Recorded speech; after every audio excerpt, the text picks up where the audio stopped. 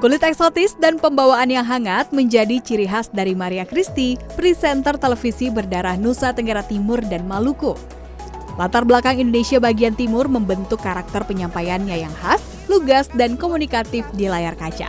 Biasa, harus banget. Kehadiran Maria Christie di layar televisi juga membawa pesan keberagaman bahwa industri media terbuka bagi seluruh talenta di penjuru Indonesia, termasuk melawan beauty standard dan membuktikan bahwa kecantikan wanita Indonesia sungguh beragam, tak terbatas warna kulit dan bentuk wajah, namun memberikan warna dan khas yang berbeda-beda. Bila memang tak lagi cinta. Maria Christie juga menjadi inspirasi bahwa kerja keras, dedikasi, dan kualitas diri mampu membuka jalan di dunia penyiaran. Bukan kau dan dia. Oke, tamu saya berikutnya adalah sosok yang cukup sering warawiri di layar kaca, berkecimpung sebagai host di salah satu TV nasional, pembawaannya hangat dan yang pasti karakternya kuat. Dari timur Indonesia sudah hadir di Talk is Fun kali ini ada Maria Christie. Hai Christie, apa kabar? Jauh banget ini. Dari gedung sebelah ya. Dari gedung sebelah diimpor langsung ke sini. Baik, puji Tuhan. Ketemuannya apa kabar? Alhamdulillah baik. Thank you Puji for Tuhan. coming. Terima kasih sudah invite. Kamu tuh asalnya dari mana sih? Kalau keturunannya adalah Nusa Tenggara Timur dan juga Maluku. Oke. Tapi aku tuh lahir di sini, besar di sini. My parents juga lahir di sini. Bahkan fun fact-nya kita lahir di rumah sakit yang sama di Jakarta. Nah, kalau udah ketahuan tuh ya rumah sakitnya bisa ibunya lahir tempat yang sama, anaknya tempat yang sama, dan Catholic based udah pasti tahu. Udah di mana. tahu. Gimana aku tahu? Di pusat Jakarta banget soalnya kan. Oke, kita berbicara mengenai sosok-sosok inspiratif dari timur Indonesia. Walaupun kamu besar di Jakarta, Betul. tapi kan darah garis keturunannya kental sekali dari Kupang dan Ambon ya? Iya, Nusa Tenggara Timur NTT dan juga Maluku. Ambon. Ya, oke. Perjalanan awal karir kamu sampai akhirnya titik atau berada di titik ini tuh kayak gimana sih? Kalau ngomongin karir profesional sebenarnya aku berangkat dari penyanyi Kak. Karena tahun 2010 aku ikut ajang kompetisi ibu dan anak. Lalu mulai dari situ sepertinya berkembang. Lalu Suara 5 emas tahun nih dari timur kemudian, Indonesia, betul. ya. Jadi tetap sebenarnya dari vokal dulu tuh berangkatnya. 5 tahun kemudian berkecimpung di pageant. Lalu pas dari pageant itu banyak kesempatan secara profesional yang terbuka di public speaking, nge-MC, terus juga hosting dan juga program-program lainnya sampai sekarang bertahan. Aku makanya lebih senang dikenal sebagai entertainer aja kali ya. Jadi ada TV hostnya juga, ada MC-nya juga. Aku tapi seneng nih kalau nyanyinya tamunya juga- sesama host sih. Gampang. Nyanyinya juga nggak lupa gitu loh Kak Tiffany. Ketika kamu masuk ke industri televisi as an entertainer gitu ya, itu tahun berapa? Mulainya pertama kali masuk layar kaca 2010, Oke. habis itu lumayan berkarir. Kayaknya tahun itu sih Kak, karena dari situ tuh banyak apa namanya Terbuka kesempatan. loncatan yang lain, terus juga punya program. Tapi aku menjadi seorang Master of Ceremony itu dari 2004, kelas 4 SD. Jadi, Jadi sekolah- bibit itu dimulai bibit itu sudah ada karena aku kan sekolah Katolik. Terus ada momen dimana kalau kita tuh udah komuni pertama, kita tuh harus jadi panitianya lah. Ibarat kata di acara pensi, di acara Valentine, Christmas dan lain-lain. Terus waktu itu kayaknya aku yang kayak dijeblosin aja gitu kayak siapa nih MC-nya? Maria Christie aja deh. Ya udah mau nggak mau kan. Kayaknya itu yang kayak mulai mulai menjadi bibit yang terbitnya beberapa tahun kemudian di layar kaca Indonesia secara profesional. Oke, tantangan terbesar apa yang kamu hadapi ketika kamu masuk ke dunia ini? Ada kesulitan nggak? Beradaptasi kah gitu? Aku tuh pada saat aku menjawab pertanyaan ini, aku harus agak berpikir, kenapa? Apakah karena aku orangnya gampang lupa? Jadi mungkin pada saat penolakan aku udah kayak lupa aja. Tapi pasti banyak penolakan. Penolakan tuh bukan semata-mata maksudnya kayak langsung tolak gitu ya. Ketika mungkin kita berkompetisi dan kita tidak menjadi juaranya aja itu kan merupakan sebuah penolakan juga. Dan proses yang aku jalani juga kan Kak. Jadi kalau misalnya tanya penolakan itu banyak Dan aku bersyukur bahwa aku melewati itu semua sih. Kamu pernah ada di atau ikut beauty pageant, Yes. kemudian sekarang juga berselancar di dunia-dunia yang kalau kita mungkin bisa bilang ini bukan pengkotakan, tapi mungkin didominasi dengan dan apa ya, persepsi masyarakat Yes. harus kulit putih, Betul, iya betul. kan, rambut lurus dan segala Betul. macam. Pernah nggak kamu punya kesulitan untuk beradaptasi atau mungkin ada penilaian kayaknya kamu nggak pas deh di sini atau gimana gitu? Kalau adaptasi sih kayaknya mungkin aku enggak, tapi kayaknya karena warna aku tuh sudah sangat jelas, Betul.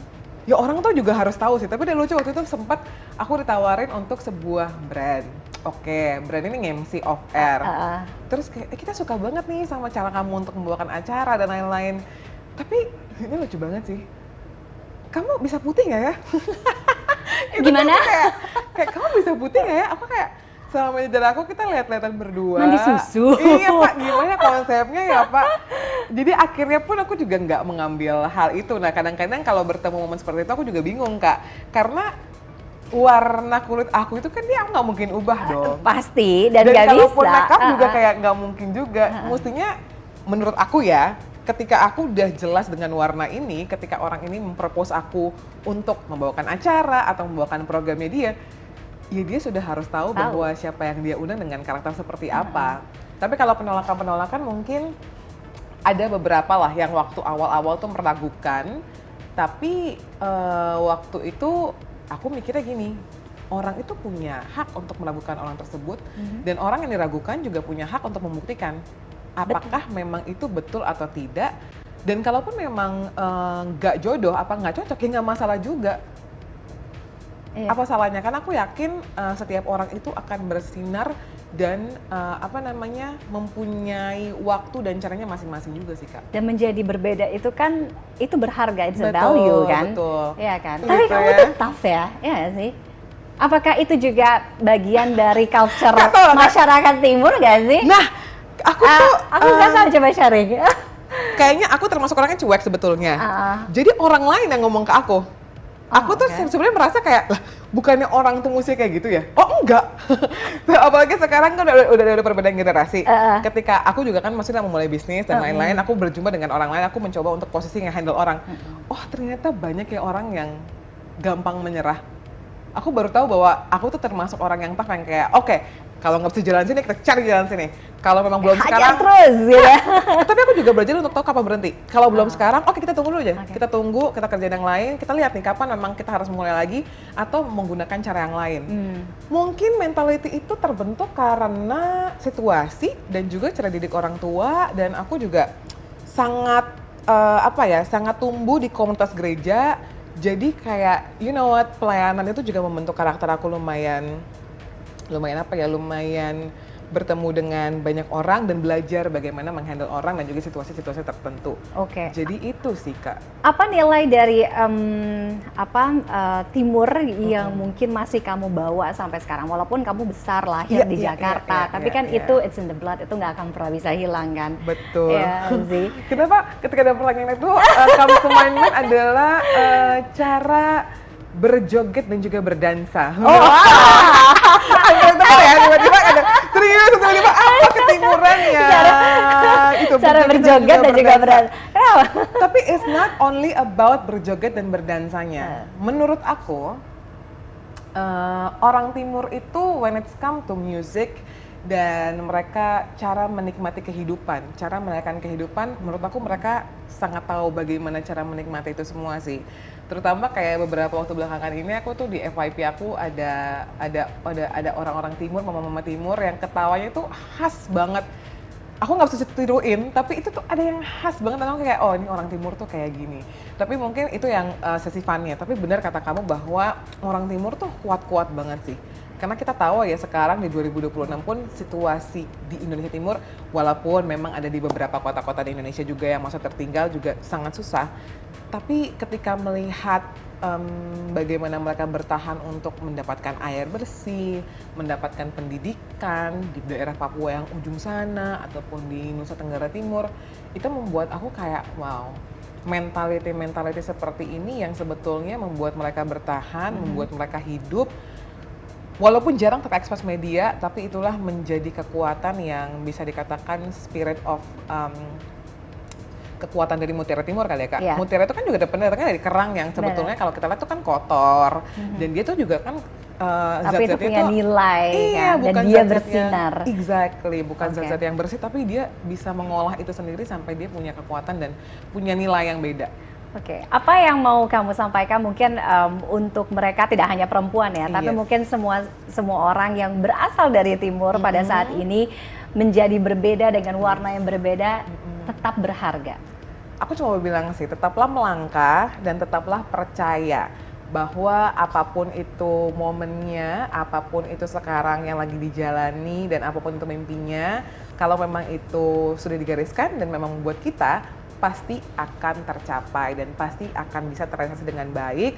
Bersabar dan jangan lupa untuk terus bahagia dengan menikmati kehidupan, berdansa, berpesta, dan juga pasti beribadah. Jangan lupa.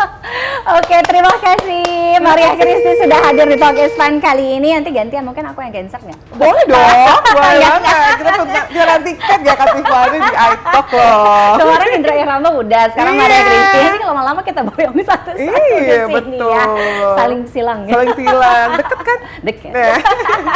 Sukses untuk kasih, Kak karirnya. Tiffany. Kita akan sering ketemu pastinya. Betul. Sehat selalu, bahagia selalu ya. Cepet banget Kak judulnya. Sebab kau terlalu indah dari sekadar kata. Dunia berhenti sejenak menikmati